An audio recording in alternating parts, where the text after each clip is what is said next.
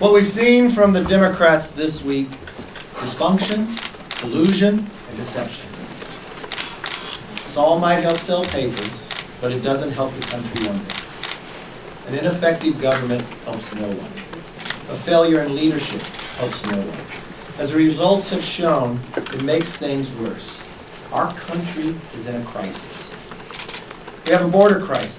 There has been over 1.5 million illegal border crossings so far under President Biden. Small towns at our southern border are overwhelmed by migrants. And a record amount of fentanyl is pouring into our country. Our Border Patrol is desperate for support. We have an inflation crisis.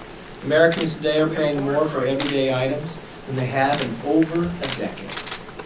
More to get to work or drive kids to practice. Businesses are paying more for the materials they need to operate.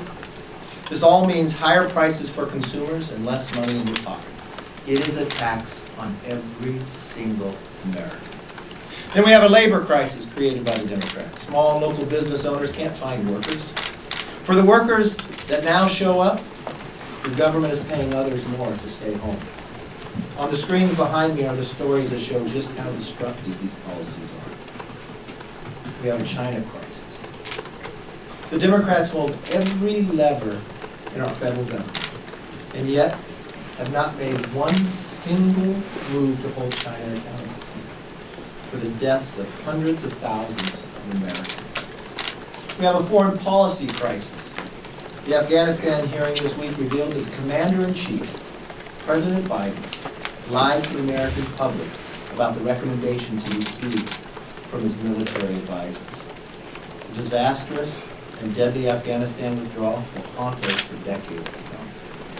The Democrats are making American life harder, and it's about to get much worse. So I'm making this promise right here and now. Republicans will investigate our government's failure to keep us safe at home and abroad. We'll do this because the consequences of their failures are what the American people deal with every single day. We know that the Democrats are doing everything in their power to prevent Congress from doing real oversight. But that will end the minute Republicans take back the majority. The Democrats have forgotten that we're supposed to focus on the people, not us. But for the past several months, that's what Democrats have done. They have wasted the American people's time. They have lied every step of the way. President Biden said no one making under $400,000 will see their federal taxes go up. That's a lie, just like he lied about Afghanistan. In fact, under his plan, an average family who earns over $50,000 will see a tax increase. Joe Biden and Nancy Pelosi said this bill will cost $0. I don't know if that's Common Core math or not, but that's a lot. Their tax and spend plan costs $4.3 trillion. It might not cost nothing to the elites who think they'll vote for it, but it'll cost almost every single American, the hard-earned taxpayers, money for it. And now Democrats want to spy on anything you buy that costs $600 or more. Government wants to know what you're doing with your money. By hiring 85,000 new IRS agents to dig through every aspect of your life, the Democrats want to enlist a bureaucratic army to achieve their goal of a big government socialist nation. So instead of waking up to a country in crisis, Democrats are asleep at the wheel and leading us to an unrecognizable future. Our country is in a crisis, and it's time the Democrats focus and fix it. That's what's happening. Yes, ma'am. So it sounds like Speaker Pelosi is moving forward with bringing the bipartisan bill to the floor. How confident are you that you have enough members that aren't going to put that over the edge with how hard you guys have been whipping against it? The question will be more so for the Speaker. She was so confident. I thought we were having that vote on Monday. Are we still having that vote today? I'm not sure. We'll find out. But the question for you is, where are your members? We know what she's saying. Where do you think your members are? I think the majority of overwhelming amount of our members are going to vote no, because they don't view it as an infrastructure.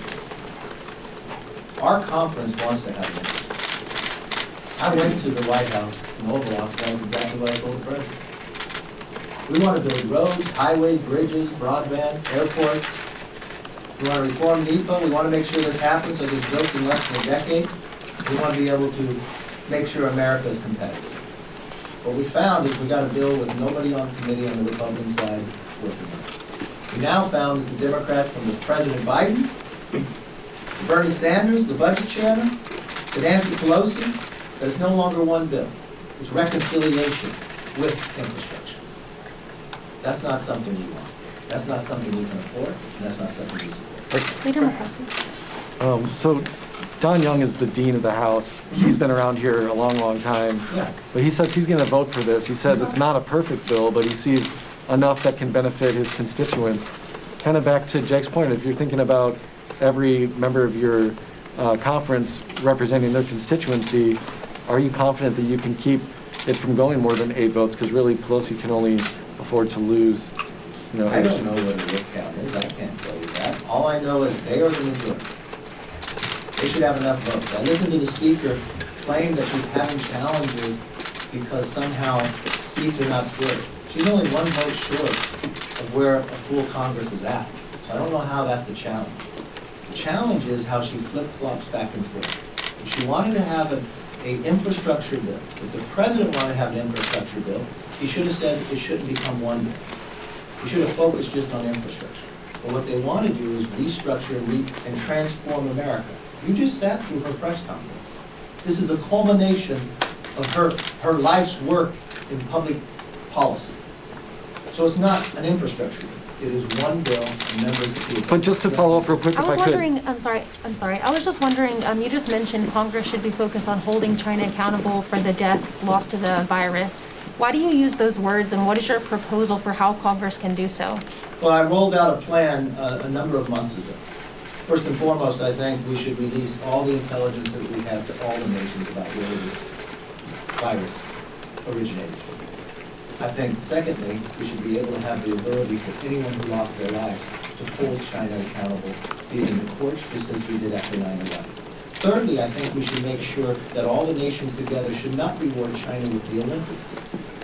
So there are a number of things that we can do. We should also make sure that the funding of where our money goes, if it goes to a grant or somewhere else, for the idea of the studying of what was happening in China, make sure no money goes there ever again, or to Iran, or to North Korea and others. I think it's a reflection of, but we put a 5-point plan out a number of months ago about this. So this is nothing new. This is something that we want to hold people accountable to. Yes. Leader McCarthy. Yes, sir. Yes, as of today, if the infrastructure bill does not pass, the highway funding runs out. The Senate's Doesn't have to. Well, the Senate's currently working on a stopgap measure. I wonder if they pass that and get that over to the House, will you be encouraging your members to vote for that Yeah, stopgap for we the have a highway? continuing resolution. Think for one moment, the Democrats control every level. They control the House, they control the Senate, they control the presidency. Why are we, on the last day of government funding, having a crisis? Because they can't manage. Why would we even have a crisis about highway funding? Because the speaker's trying to create one to influence members to vote, putting a cliff. If the Senate passes a continuing resolution, which, why didn't we do this sooner so America would not be in a crisis? If they pass a clean CR, and I would like to see Iron Dome in there, but I know Democrats now in the House and in the Senate, that Israel is now something that they do not want to support, a defensive weaponry to help Israel. And also, keep highway funding going, as long as the CR goes. And I think the CR should go into December. I would vote for that, yes. Yes, sir. Yes. Since you have publicly went against the infrastructure bill, would you be happy today if that bill, the bipartisan bill, does fail? Look, what I would like to see an infrastructure bill that builds roads, bridges, highways, broadband, airports, reforms NEPA. The Republicans put a plan out. If this plan fails today, let's go back to the table. Let's get one together, and let's make one that's an infrastructure bill. Why does everything have to be tied to reconciliation too? From a debt ceiling, you got to spend $5 trillion more to be able to build a road. That's not America. That's wanting to control everything we do. Now, inside this bill, they want to look at any time you spend more than $600 for every single American. Why does the government have a right to know that? Why do that? You buy a new car, they have to know. You take your kids to Disney World, they need to know? I don't think so, but that's what they want, an all-encompassing. So when you vote for a reconciliation, if you vote for infrastructure, it's all one bill, based upon what the president said, based upon what Speaker Pelosi said, based upon what Bernie Sanders said. Bernie Sanders is tweeting not to vote for it. But then why did many Senate Republicans still vote for the infrastructure bill then? I think that was a different time and a different place, and I think it was a while back. It was the Speaker who tied it together. It was the Speaker who said she was holding. It was the Speaker Pelosi who said yesterday, you cannot vote on infrastructure until they get the reconciliation in the language. It was the Speaker who promised the moderates that they would be able to move forward and deem reconciliation going forward because they would have a vote last Monday. We didn't have that vote. Time and again. Unfortunately, we're not in the majority. I would promise you this. If we were in the majority, it would be different. We would have an infrastructure bill just only about infrastructure. I think America would like that. So you're just following up on all of this. Are you whipping the infrastructure vote that Pelosi says she's planning for today? And for members who do vote for it, what would be the consequences? What is your rhetoric going to be like? What is your message about those Republicans? Our conversation is no different today as it will be tomorrow. Members get elected here, explain to the members what's going on, but this bill is fundamentally different. If they brought just an infrastructure bill by itself up, you would find overwhelmingly Republicans who want to work with you and get one. But is Yes, it, Democrat- Mr. Lee, to follow up. McCarthy, Go ahead. Leader McCarthy, one of the members of your caucus, Representative Liz Cheney, said earlier this week she was wrong to have opposed same-sex marriage. Have your views changed after having opposed same-sex marriage? Look, same-sex marriage is the law of the land, and it's what America holds, and that's the law of the land. What are your views, though? It's the law of the land. I support the law of the land. I don't see how that's different. I don't see how that's new. Last question. Leader McCarthy. Democrats have floated changing the debt ceiling process so Congress doesn't have to vote on it every single time. How do you feel about changing that so Congress We can doesn't just have to? spend more and more. It's interesting to me that the credit cards are completely maxed out. And the answer the Democrats have is not to find a way to pay them off, but find a way to get another credit card to get a higher limit. Their only action of why they want to raise this is to spend more money that we spent to save us during World War II. And that's what they're fighting for. So they're creating crisis after crisis to try to force people to vote. They control every lever of Congress. From Congress, every lever of government, from Congress to Senate to White House. And we're sitting here on September 30th, when government funding is going to run out, on whether we're going to get a continuing resolution. They've got the letter, so they know when the debt limit goes. You got Secretary Yellen saying it's October 18th. But if they pass the bill today, it's no longer October 18th. Because of the automatic funding that's going to go forward, it's even closer. Why have you controlled all? Why wouldn't your priority be to have a plan to solve that first? Because they want to create another crisis. It is the one definition of the last election when Democrats took over. It doesn't matter if it's the border, Afghanistan, from China, to now the simple funding of government from one year to the next. The Democrats have made everything a crisis. Leader McCarthy. Isn't there a risk to Republicans too if you hit the debt ceiling?